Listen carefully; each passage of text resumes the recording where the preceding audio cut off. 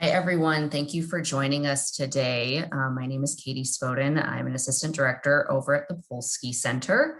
Today, we're very happy to have Vince Williams with us. And our topic for today's discussion will be about creating a one-page business plan. Vince Williams is the president and CEO of the Chicago Minority Supplier Development Council.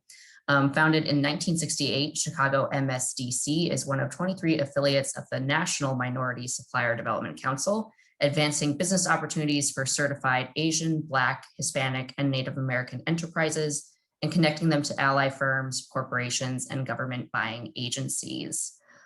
For today's discussion, feel free to put any questions for Vince in the chat, and we'll get to those during the presentation, but we'll also have some time at the end for questions as well. So with that, Vince, I will hand it over to you. Vince, it looks like you're on mute. All right, how about now? Can you hear and see me now? Yes, we can. Perfect. All right, excellent. Thank you so much, Katie. And hello, everyone out there in virtual land. Very nice to meet you in this setting. Thank you for attending this opportunity to share with you guys a one-page business plan presentation that I present. And then for each of you on the call, we will actually share the deck as well, because there is an actual template that you will be able to use for any business idea that you have that comes into your entrepreneurial mind, that you can use this one-page business plan for, which I think is just, again, a great addition and resource to use as we go along. I'm going to share my screen.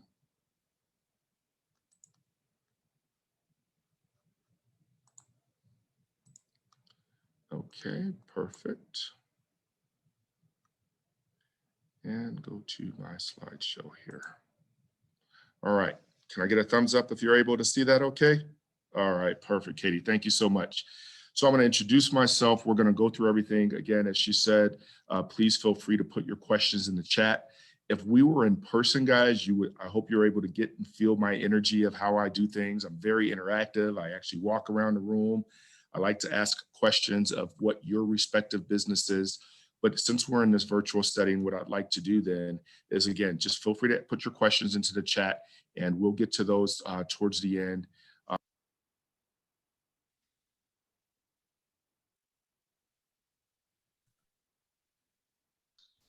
I'm sorry, I accidentally muted you. All right, I'm unmuted now. That's okay. Okay. Thank you. I'll just let me know or show me something, and we'll keep it going. But again, just feel free to ask any questions or as we go along. I'm here as a resource.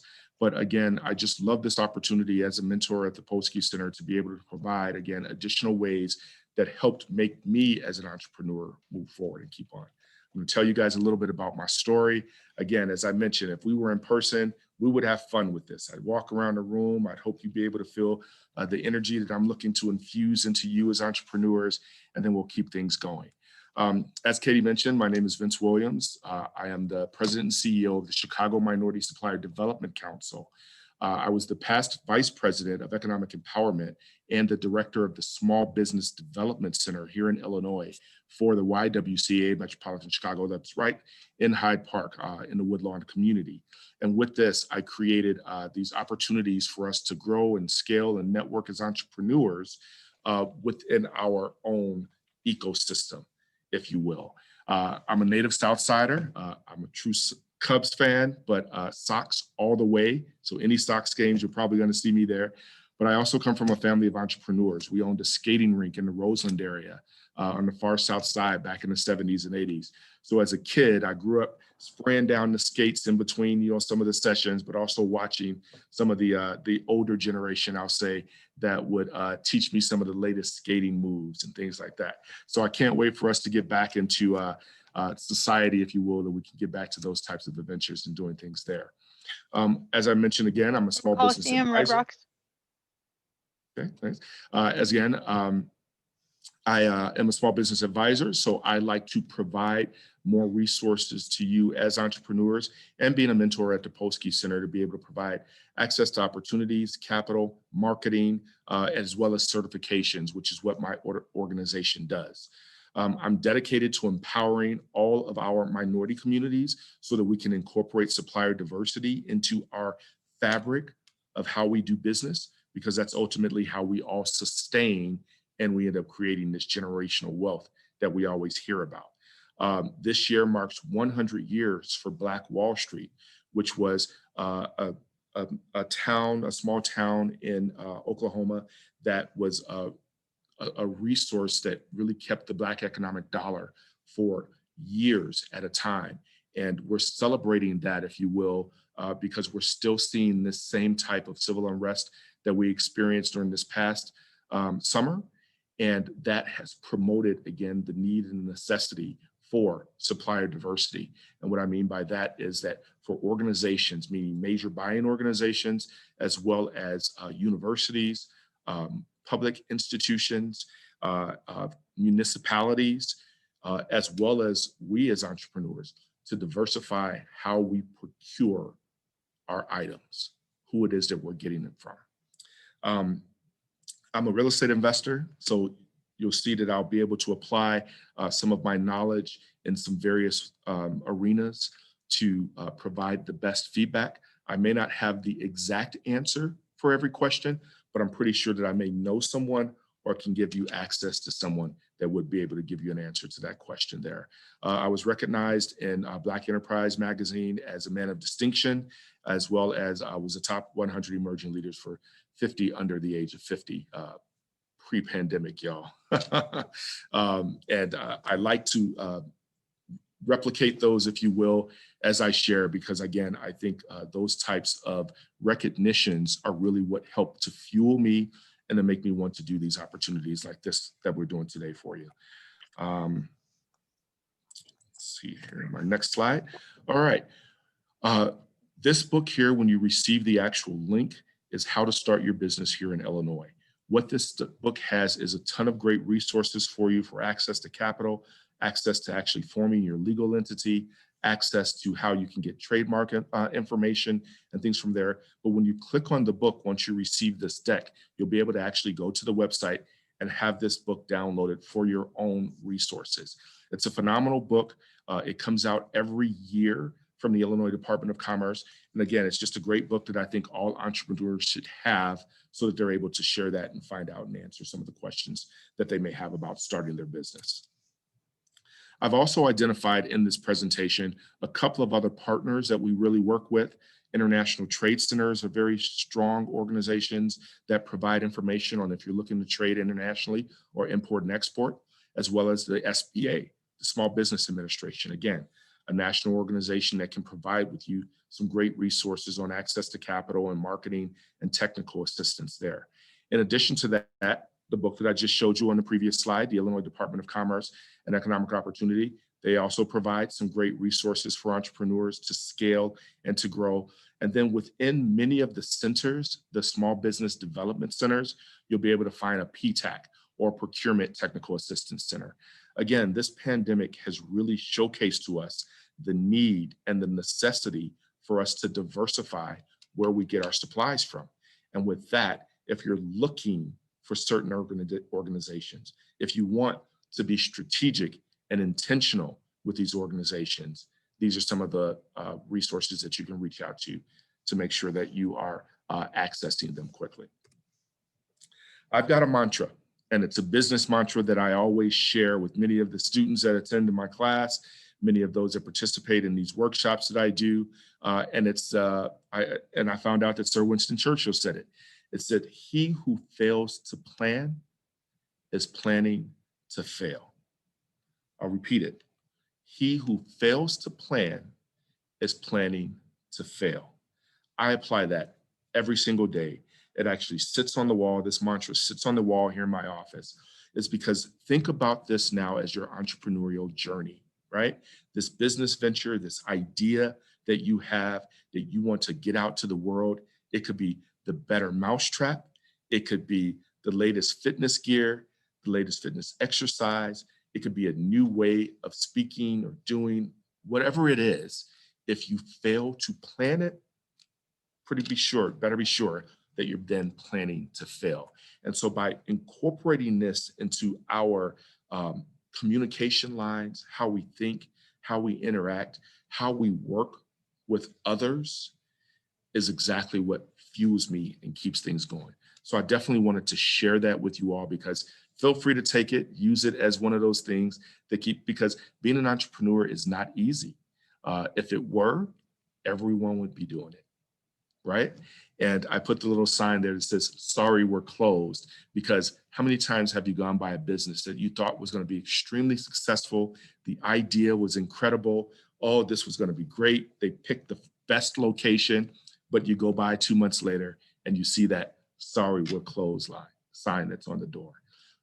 That's what we don't want businesses to have. We don't want you to experience as an entrepreneur, be it if you're going to have a brick and mortar or if you're going to do something that's going to live online in a virtual environment. Again, if you fail to plan to fail. And it could be anything. You didn't budget enough for your rent or your overhead. And as you can see, as times change, you have to think about identifying alternative and different customers. That's all a part of this business planning and this planning process. And that's why I really wanted to share with you this one-page business plan, so you will get the idea of how simple it is to put these ideas down on paper, make it a living document so that it will constantly change, meaning you can identify additional customers, additional opportunities to reach out, additional ways of marketing yourself and the product there, and then utilize it best from that. All right.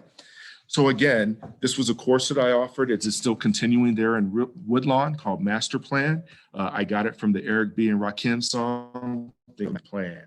Again, going along with the same thing that happened with failing to plan, then plan to fail. So what makes up a business plan? And I'm going to go through this with you. These are the sections here: executive summary, who your company is, what that industry is, what's your competitive advantage, what separates you from the other businesses that are out there, what your product or service is, how you're going to market that, who's going to handle operations. Is that going to be you? Or are you going to hire someone for it? What does management look like? Are you going to be hands-on with it, or are you just the investor that's going in it? Or do you want investors to come to you, and again, you will handle the day-to-day operations of it? What do the financials look like? You know, I mentioned before, I come from a family of entrepreneurs. The way that we did things was the family got together and you used the money that was, built from there. Unless you want to go and reach out and take out a loan with some of the bankings and access to capital financial institutions, we have information that we can share with you too on that. And then I know a lot of people don't like talking about this, but I always add this in and I say, what is your growth strategy? But also, what is your exit strategy? And I know a lot of times when you're thinking, well, I'm just getting started in this business, I don't have an exit strategy. But I tell you what, if your business is so good and is really putting a dent or disrupting the industry, you better be sure that some larger majority-owned company is probably looking at acquiring you. And you should know what that magic number looks like. 10 million, 20 million, 5 million. Maybe it'll finance your next business venture. And so I always say you should at least just have that idea working. Even if it's something that you don't want to entertain, at least just have that idea kind of working in your brain there. So the business summary, it's also known as your executive summary. This is, again, just a one-liner that describes what your business is, what it is that you do, what sets you and your company apart from your competitors, right? Is it a symbol? Are you the golden arches? Something like that. But you really just kind of want to know what it is that your organization is due. We call it an elevator speech. You're able to tell, or I call it dangle the carrot in front of a potential investor, a potential customer. And that's that one-liner that's going to describe what your business is that, again, is going to make them ask, tell me more. Or fascinating. There's a great line that was in the Star Trek series, right? Spock would always say, fascinating, tell me more. So I think that always applies when you're looking to get someone interested in your business or your business venture there. Here's an example of a business summary. Blank is a centralized international company, which is the largest chain of fast food restaurants with more than 30,000 fast food restaurants in 121 countries worldwide. I'm sure you all know who it is. It's McDonald's, right? Companies, though, we also want to look at where your company is going to exist. And this pandemic has really caused us to think differently now on how we should incorporate this. Will it live online? Will it be a brick and mortar? What problem, what need are we fulfilling with this product or service that we are presenting to the world? I've got two examples up here, Amazon and McDonald's. As you guys know, Amazon has extremely disrupted the entire standalone grocery store and the brick and mortar Walgreens and CVS and pharmacy. You can get anything and everything now by ordering it online. And the pandemic, which caused many of us to socially distance now, end up allowing access to that.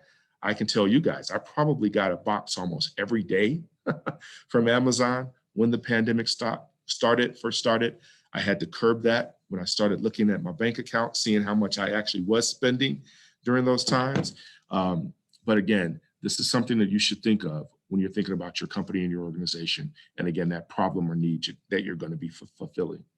What are the benefits of your product, your company? What are the features?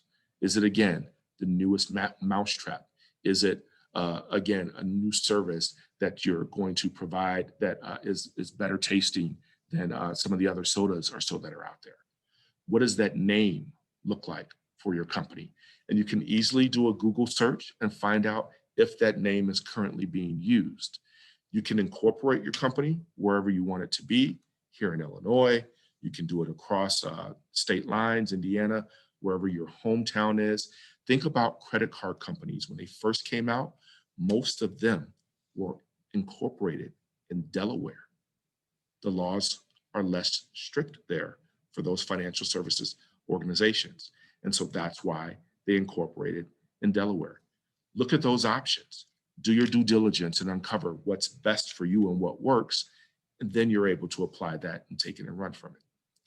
And then today, you really want to have an online presence. And so with that, you want to make sure that you have a website that's available, that at least is a landing page for people to find out information about your company. And then maybe they can click on that. You're able to capture their data. And now you're creating a marketing tool that gives you more access to those that are interested in what it is that you're featuring or selling there. Another great thing about this one-page business plan, and again, I mentioned at the very end of this presentation, you will receive the actual one-pager, and it has this detailed out. You can plug and play it, put the information in there, and this will be something that will live with you throughout your entire entrepreneurial journeys. Any ideas that come to mind, don't hesitate to jot them down on paper. I do a lot of things on Post-it notes and just stick those up if a new idea comes to mind and place it there. But what you really want to know and what really separates you is, again, what industry your business is in. And this is really going to help you to determine who your competitors are and who your customers are. You really want to know that. Are you technology? Are you finance? Are you manufacturing? Are you production? What does that look like? Are you a professional service, meaning that you're going to provide consulting services that are out there? Are you an engineer, an architect?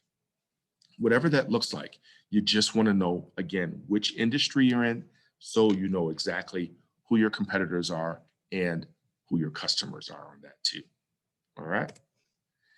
I put a list in here too of the deck that I'm going to share with you. These are the top 19 industries that almost every business is either related to or a part of. And then this gets into our North American NAICS codes and our standard industry codes that you'll see. And this is what you want to put on the business plan so that financial institutions, investors, or others will exactly know, again, what industry you're catering to and who you're looking to go after. It includes aerospace, telecommunications, the food industry, hospitality, entertainment, of course, the music, World Wide Web, and then the electronics industry there. All right. The mission. It's very, very important for you to have a mission for your business, because people want to know what motivates you, why it is that you started this business, what made you come up with this idea, what were you thinking? Was it, again, an opportunity to disrupt an existing industry? Was there a very low barrier, meaning a low cost, to get into this particular business or into this industry or into this field? What it is that keeps you. But also, how is your product or service going to change the customer's world? And those are some of the things that I always ask business owners or people that come with me the idea. They say, Vince, hey, I'm thinking of doing, and this is a true story, I'm thinking of having an ant farm. And this ant farm will actually be in glass encased, and it will live, and you can teach kids how ants actually, live and create and exist in this world, because you can see how they bury down in the ground and build their nest and do everything there. And I'm thinking to myself, again, as a business advisor, this is really going to change a customer's world. But again, you want to be inspiring. You don't want to dissuade them from not doing this business or anything there. And so if you like it, I love it. And I'm going to try and help you get this ant farm to market, right? But let's have a backup plan just in case this glass enclosed ant farm falls off the table and breaks and you end up having a ton of ants in the house, or something there. What's going to be the backup for it? So this is, again, just some of the things that I like for entrepreneurs to think of, so that you can, again, best assess what your mission and what your purpose for your business is. Mission statements, it's an incredible important navigational tool when you're thinking about what's the future of your company, how you're going to sustain, how you're going to live, how you're going to generate revenue. If you're not looking to generate revenue and really just provide a type of service or resource for organizations, that's good too. But know that. Don't let it be, again, a happenstance. Again, by identifying this mission, you better understand your own individual goals, your company goals, how you're going to accomplish this, and how you're going to commit to them. All right? Ideal customer, who you're going to serve. You got to know, what do they look like? Are they certain millennials? Are they a certain age group? Are they baby boomers? Are they going to be someone that's going to walk past your store? Are they going to be someone that is going to capture you online? Can you get a social media influencer to actually promote your product into that will end up getting this out there and sharing it more? So I put in this deal, and I have a ton of entrepreneurs that come to me and say, hey, Vince, I've got this great idea, but I just need access to capital to get it off the ground. And I say, I appreciate that, and I can help you with that access to capital, but let's ask another question. How about access to customers? Who you're going to sell it to? Because I can give you all the capital in the world to get this business off and running. If there's nobody there to buy it, what's going to happen, right? Goes back to that mantra. Failing to plan, then plan to fail. And so these are those questions that you should end up asking yourself that's in there. All right. Again, the customer problem. What's the problem? Is there a need for this? What's the solution and what I'm doing? What is the market need? Will this sustain? Is it recession proof? Right? These are some of the questions that you really need to ask yourself, especially with your business idea and your venture and what it is that you're getting to do. It helps you, again, identify if you're going to be able to pivot or if you have to stay exactly where you are and just make it work. Grin and bear it.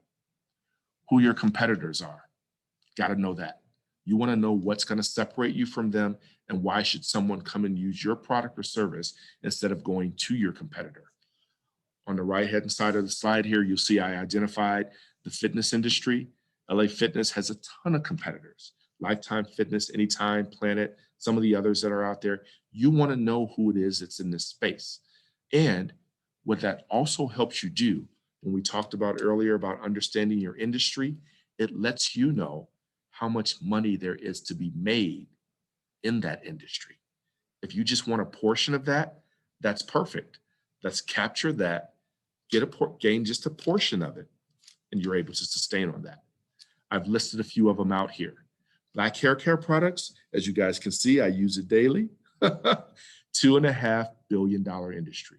It's why a lot of people look to get into that industry. Fast food industry, $256 billion. Just give me $1 million, right? All I want is 1% of that. Everything will be fine. Fitness industry, $100 billion industry.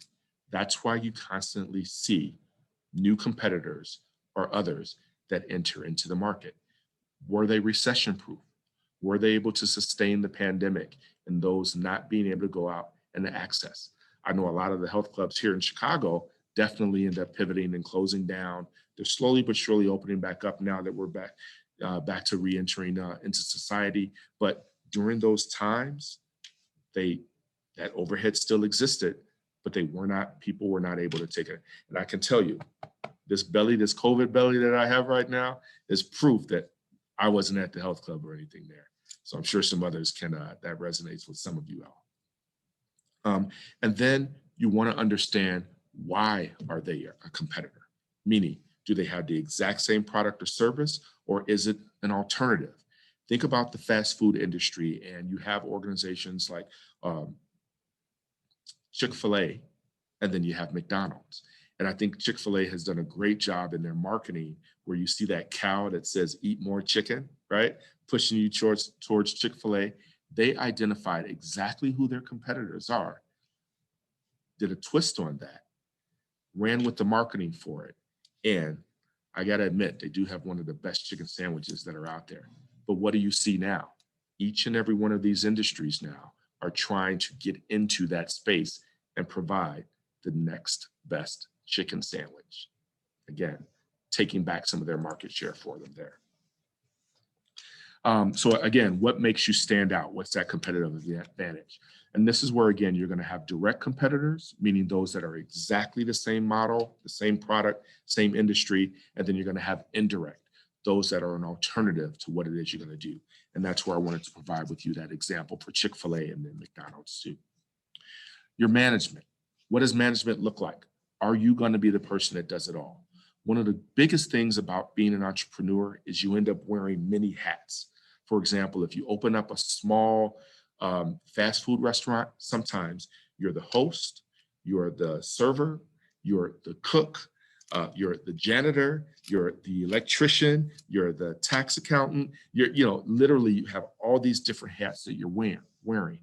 One of the things that I like to do as a business advisor is do an assessment of your skills to uncover what you're good at, what you're terrible at, who you should actually go out to get those products or services from. Meaning, if I'm terrible at accounting, I know I'm going to definitely hire an accountant to handle my books. Or I'm going to do a little bit more due diligence to make sure that I understand the basics so that I can know that I'm not being stolen from, or no one's taking advantage of me with these opportunities. And believe me, there are a lot of nefarious characters out there in the various industries, and they will take advantage of you in this space if they think that you don't know what they know. So keep that in mind too. Will you manage the organization full-time? Will it be part-time? I always recommend start it off as a type of side hustle, and not as a hustle in the sense of, just take that hobby and start monetizing it, making it there. Make sure that your passion is there. Don't immediately quit your job tomorrow because you wanted to start your business today. What if it doesn't sustain? You also can use your full-time job to help finance some of your startup costs as you start learning and keeping things going. And then again, identify who's going to help you, right? If you've got a friend, a neighbor, a business, someone in class that can help you, that can handle the phones, that can handle the email. Maybe they're great at design. They can do your website design and your social media accounts. Maybe they're an accountant and they can handle the payroll for you. Maybe they can do the scheduling of employees or something like that. You just want to uncover again what type of support system you're going to have with this. And a lot of times, and most often, it's just you. And that's what you want to understand again, what your strengths and weaknesses are. The other question I always ask people to ask themselves, are you actually qualified to do this, right? I could say that I have the world's best fried chicken recipe, but am I qualified to do this? Absolutely. All right.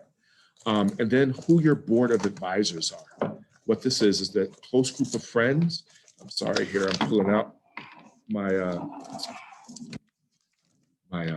cord because it looks like my laptop is going to go down. Apologize for that, but there we go. We're all good. Okay, who your board of advisors are. And this could be myself, this could be Katie, this could be your friends, your family. They're the ones that are going to tell you the truth. Exactly, is this a great idea? Will this idea work? Is it a terrible idea? Shoot with me from the hip. Or even if they would support you as a business owner. That's a lot of times. Again, being an entrepreneur can be a very lonely space, but know that there is an ecosystem that exists for you to reach out to, uncover best practices. And so you don't have to go over the same hurdles or pitfalls that some of the entrepreneurs before you may have experienced there. The other thing you want to identify, the revenue potential. Again, business model, product, service, is it recession proof? What are your costs that's associated with it? And cost is your time. If you're worth $150 an hour, is this product and service that you're providing then going to make sure that you are receiving at least a minimum of your time of $150 an hour? If you make the world's best chocolate cake, what does it cost for you to get those ingredients to create that chocolate cake? And are you able to do that by buying in bulk? Again, minimizing your overhead cost, and then what that cost per unit then will cost you, as opposed to you just saying, hey, okay, if I create this cake, I know I can get 8 slices out of that. 8 slices, I sell at $5 a piece. That's definitely covering the cost that I spent on buying the flour, the sugar, the frosting, and the fact that I used the oven, the fact that it took me an hour or two to bake that, and the eggs and things like that. You just want to know really what it is that's in there and how it's doing, what your costs are. How does this compare to everyone out there? Again, your competitors. And then you want to look at your projections. Am I looking at 1 year out, 2 year out, or 3 year out? And the best way to make a projection is say, I know that I want to generate this much in revenue in year 1. I at least want to cover all my startup costs. And if that's $50,000 or $100,000, back out of that number. And then you're able to see exactly how many units you need to sell, how many customers you need to have, who's going to be in your sales funnel, meaning those that are kind of on the edge of buying, those that want to buy tomorrow, those that still need to be convinced to purchase or use your service, and then the testimonials that can end up helping to fulfill that actual sales funnel too. These are all the things that you want to think about as you start creating this business plan and then that product and service there. And then lastly, I talked about the expansion opportunities, right? Your growth. How is it that your business is going to sustain? Are you going to end up franchising this out? Are you going to end up having a second location? Are you going to grow in that capacity? Or are you going to sell? What's your exit strategy? Why should I be excited, again, about this product, about this service is really what you want to do, because that fuels your energy with it. And then just have a magic number in your head.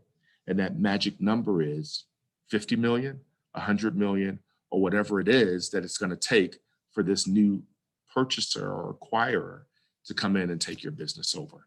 Or is this something that you want to leave for your family, your grandkids, your siblings, to create that type of generational wealth there?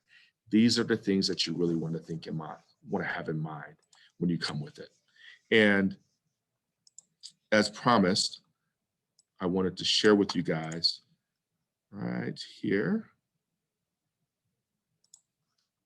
Oh, bear with me.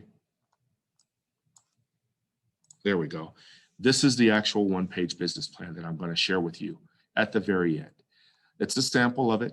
It covers each of the actual topics that we did: the business summary, the customer problem, the target market, the management, who your competitors are, what your funding needs are, the keys to success, what it is that you need that's going to separate you from the others, what's making you outstanding, and then what your expansion opportunities are. And you can apply this to any and every business opportunity idea that comes to mind. On the right hand of this one pager, it also shows what your website name is, what industry it is that you identified, what year you were founded. This could be an idea that you had way back in the day. But again, you are just putting it to fruition. People want to know that. Investors want to know that. If you have a company legal name and address, that legal entity, and put that in there. Right here, where it's asking for key financials, I don't recommend putting that down immediately unless you're generating a ton of sales, but put down there if requested, by your reader. At least know what those financials look like. They want to know that you've done the math, you've done your homework, you know your due diligence, you know what this industry is going to provide you, what it's going to give you back, what profit share that you can get from it, and how it works from there. These are just some of the things that fuel me, guys. These are the things that help me as an entrepreneur. Again, growing up in that skating rink, my grandfather had a filling station at the time. So that's when they actually still filled the cars. They would come out and do things there. I learned the importance of customer service. I love the importance of showing up and being on time. I learned the importance of professionalism. And then I loved and learned the age-old, again, mantra of, if you fail to plan, then you're really just planning to fail, is the bottom line with it. That, my friends, is Vince's one-page business plan. Short, simple. I see that we have some questions out there.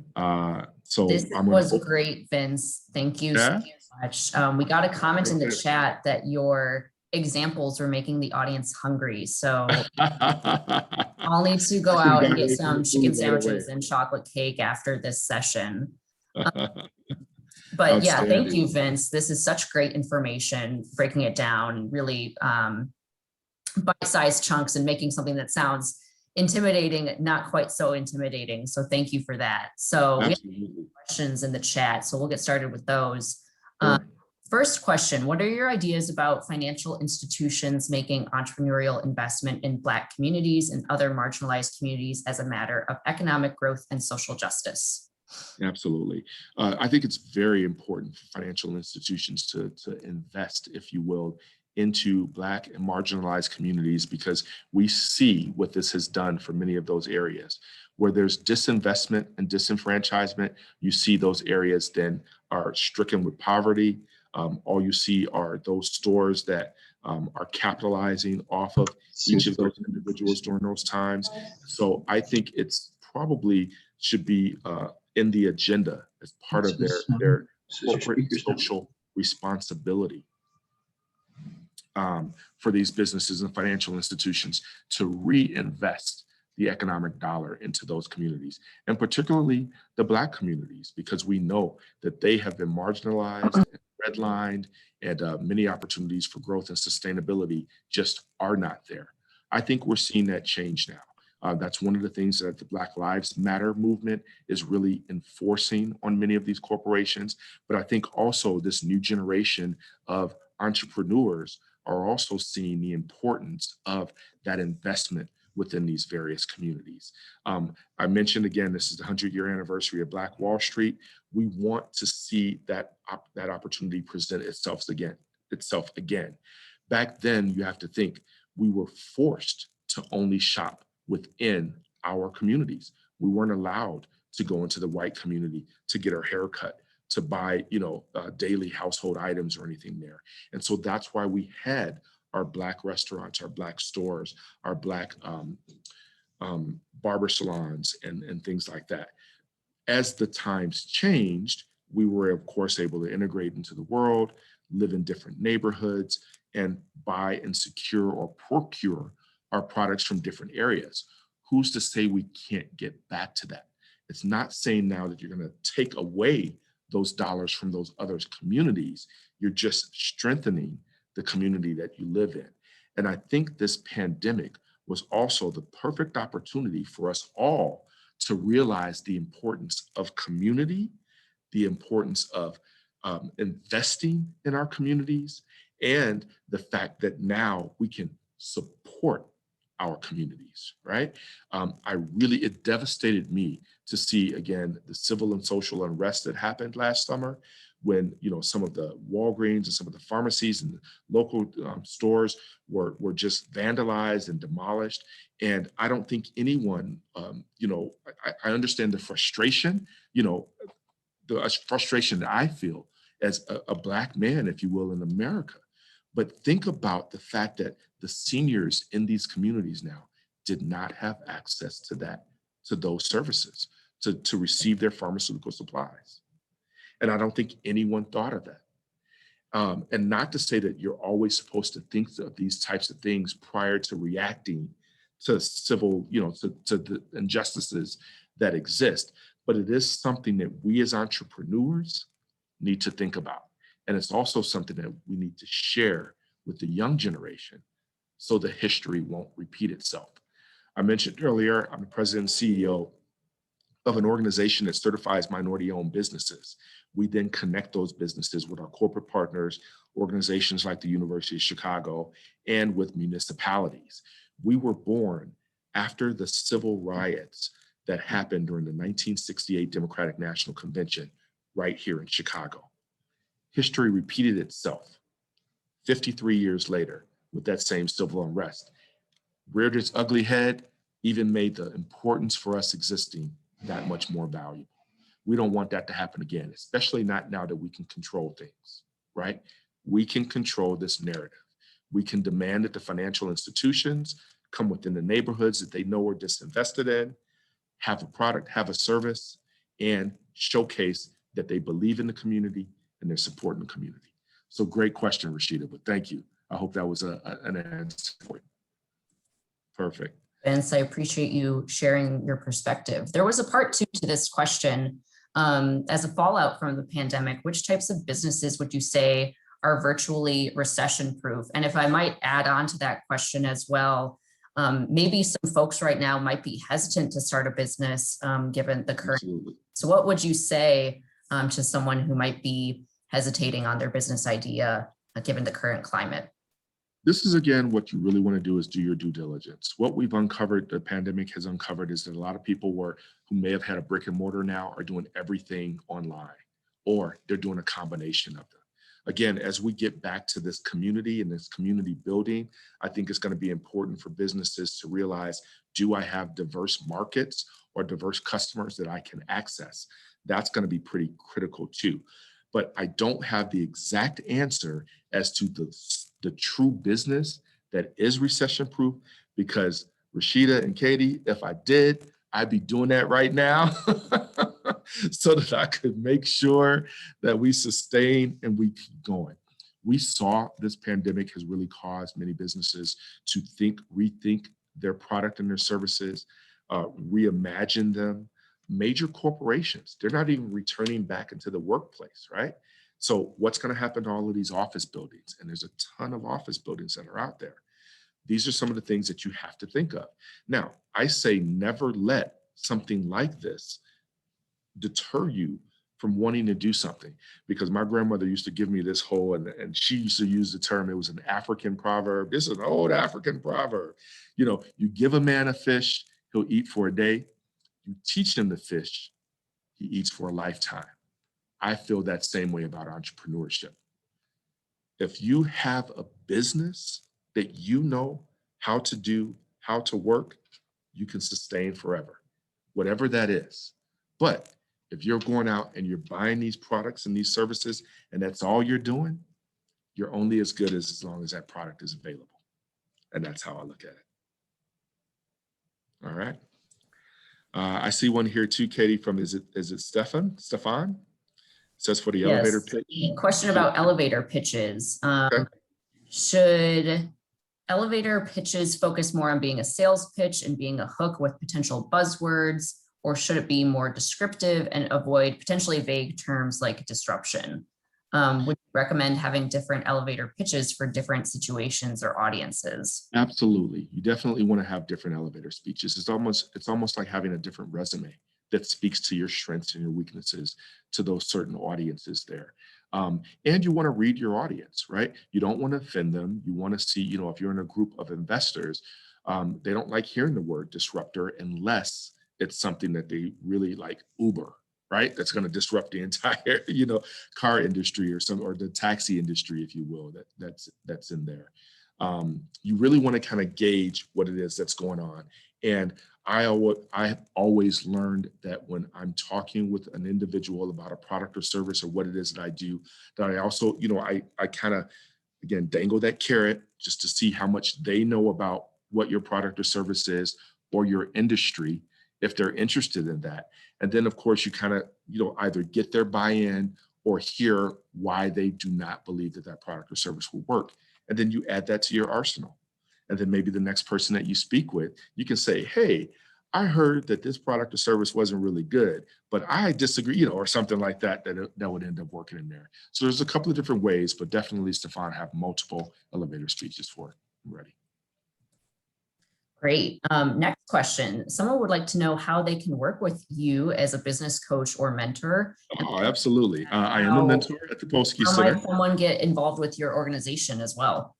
Okay, perfect. Yeah. So you can access the organization at ChicagoMSDC.org. That's www.ChicagoMSDC, stands for Minority Supplier Development Council.org. I'm on LinkedIn, J. Vincent Williams. Feel free to reach out to me there. But also, I'm a mentor at Polsky. I hold office hours every month. Don't hesitate to reach out. Get onto that schedule. And as we're getting back to re-emerging into the environment, I would love to start doing these more in person at the Polsky Centers. But since I do have access to get to more people by casting this net wide through the internet, right? I think we're going to start doing some more of these too, because as you can see, I've so loved this. I'm passionate about it, but I also love being able to, again, interact with more entrepreneurs so that we can see different ways that we can help and support each other too. Well, we love having you, Vince. So we're happy to host with you anytime. Outstanding. Thank you so much. Question in the chat from Jessica. When you were talking about the value of various industries, they were wondering, where do you get these numbers? What are reputable sources for data that a potential entrepreneur can use when they're researching, potential industry and doing due diligence? The U.S. Census. The U.S. Census is an incredible tool that you can go to find out the information about your industry, how much revenue is in that industry, and what the potential is for you to capture that particular market. You can access, again, our website, ChicagoMSDC. We have a couple of data out there. Brookings Institutes, the SBA, the Small Business Administration, also provides this type of data on businesses and industry-specific revenue dollars, the cost to enter those. There's a ton of great resources that are out there, and I'll be glad to, you can either Google them, or I'd be glad to, once you receive this deck, you can click in the booklet that tells on how to start a business. That also provides it there for you too. Great. Next question. How do you decide whether to bring on a co-founder or not when you're starting your business? It really depends on, again, your strengths or weaknesses. Once you identify if you're able to do everything, I think that should determine if you should have a co-founder or not. Do you have all the finances? Do you have the capital in place so that you can operate this business?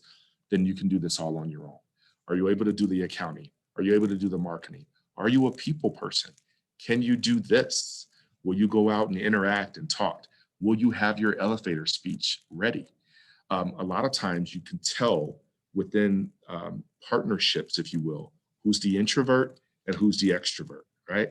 There's someone that handles all the money and there's someone that does all the selling. In my case, I kind of do it all, but that's just my personality. But I can also sit back and close my mouth and just observe, right? Those are the types of things that you kind of want to know of too. Whatever your strength is, capitalize on that. What your weaknesses, bring in someone else, or strengthen that weakness by attending classes, reaching out to a network, or identifying a co-founder that can help you in that aspect. I'm not good at building websites. I'm going to get someone that's going to come in and make sure that I'm going to have that taken care of. I know what I want it to look like, right? But personally, I don't know anything about GUI and UX and UI and all of these great things that you need to have, to make sure that it's interactive and it's gonna, capture data and all the data of anyone that comes to visit.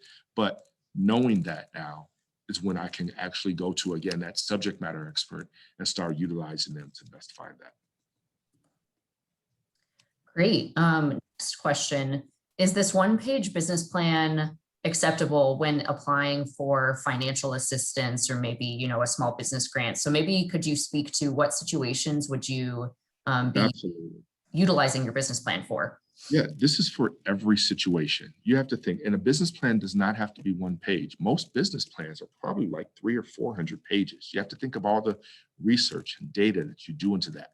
But I tell you what, if you walk into a financial institution or 300 or 400 page binder of the research that you did, they're going to give that binder right back to you and show you the door. That's why you want this one-page business plan, because what that's telling them is that you've done your due diligence and you know exactly what this particular, what I'm looking for and what I'm asking for. I know who my competitors are. I know how much this industry costs. It's basically a resume. It's a synopsis of your business that gives them on one page all the information that they need to know. That's where you want. But that's why I also say it's a living document. It should always change. You should have one for a financial institution. You should have one for a potential investor. You should have one for friends and family. You should have one for yourself.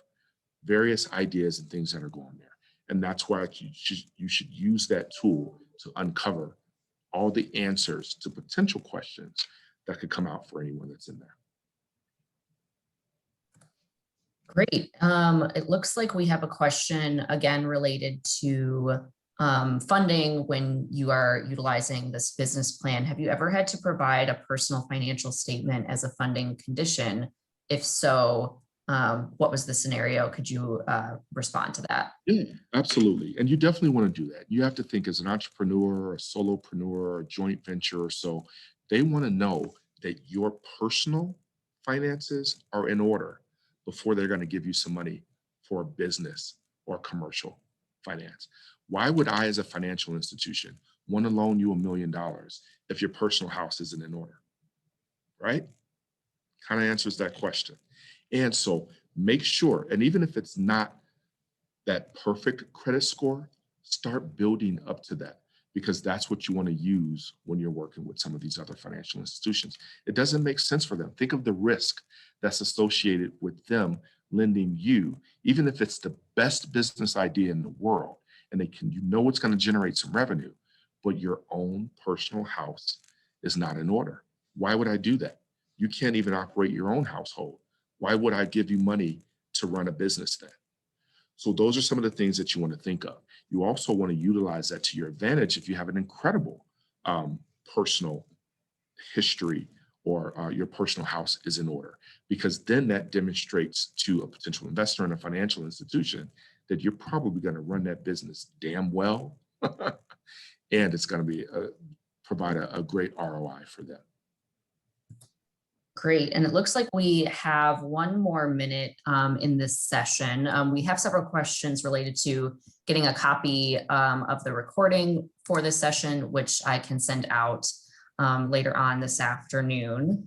But this will be our final question for the day from Andrew. Has COVID-19 and going virtual impacted how you might develop your business plan? Has anything changed due to COVID that you can continue to use when everything goes back to normal?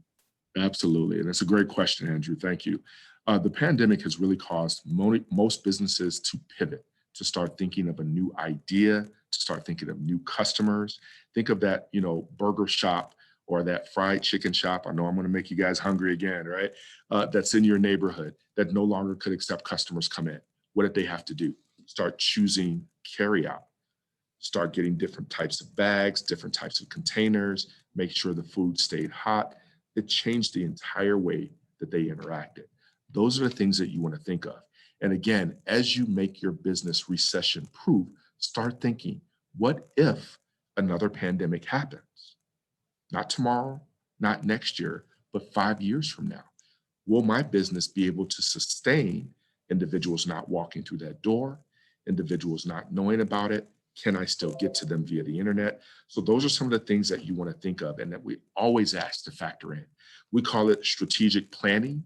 And when you think about the strategy on how you run your business and how you're going to do things moving forward, always factor in, and I similar to me adding in this exit strategy. What happens just in case? How do I best protect myself? Do I have enough savings? Do I have enough capital to sustain during this time? And think about your employees, right? We're not going to be able to live off of, PPP loans and some of the other economic stimulus grants and things like that exist. We're going to have to utilize our own and go back to this community, to this village of how we're able to sustain and do our business. I love that. What a great note to end on. Thank you so much, Vince. This was a great session. I always You're welcome. Thank you. when I'm talking to you. And thanks to you all for joining us today and for asking such a great variety of questions. I really enjoyed this session today. Again, I'll send out the recording later on this afternoon, and I'll send along resources that Vince shared with us as well. Vince, is there anything you would like to share with folks before we sign off for today? Fail to plan and plan to fail. How did I know that's what you were going to say? All right. Thank you all so much. Okay. Thanks, Vince. Thanks, everyone, for joining us today. Okay. Bye-bye. Bye.